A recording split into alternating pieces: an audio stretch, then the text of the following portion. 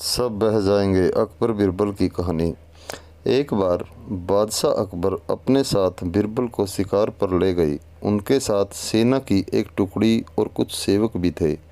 शिकार करके कुछ एक दिनों में अकबर लौटने लगे। तभी रास्ते पर एक गांव को देखकर बादशाह के मन में उसके बारे में जानने की इच्छा जगी। उन्होंने तुरंत अपने साथ आए बिरबल से पूछा कि क्या तुम इस गांव के बारे में कुछ जानते हो? मुझे इस जगह के बारे में जानना है।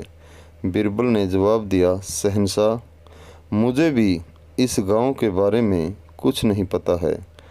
अपने राज्य के इस गांव की तरफ मैं भी पहली बार ही आया हूँ।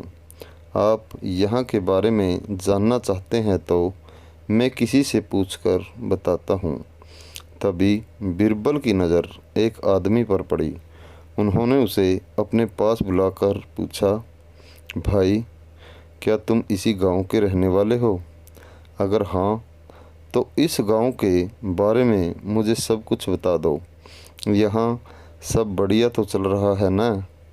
वो आदमी बिरबल के सवालों का जवाब दे ही रहा था कि उसकी नज़र बादशाह पर पड़ गई। उसने उन्हें पहचान लिया।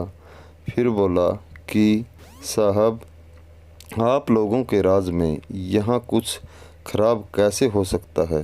यहाँ सब कुछ बढ़िया है। तब बादशाह ने उससे पूछा, तुम्हारा नाम क्या है? उस व्यक्ति ने जवाब में कहा, मेरा नाम गंगा है। बादशाह फिर बोले, पिता का नाम? जवाब मिला, जमुना। इतना सुनकर बादशाह ने पूछा कि फिर तो ज़रूर तुम्हारी माँ का नाम सरस्वती होगा। उसने कहा, नहीं हजूर, मेरी माँ का नाम नर्मदा है।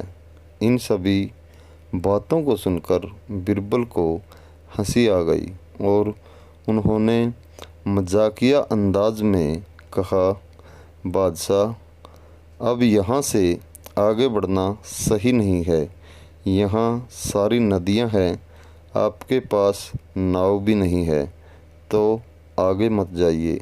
आगे बढ़ने के लिए नाव का होना ज़रूरी है, नहीं तो डूबने का डर बना रहेगा और यहाँ ज़्यादा देर रुके तो सब कुछ बह जाएगा। बिरबल की यह बात सुनकर बादशाह को भी ज़ोर से हंसी आ गई। वो व्यक्ति भी बिरबल का मजाक सुनकर मुस्कुराते हुए वहाँ से चला गया।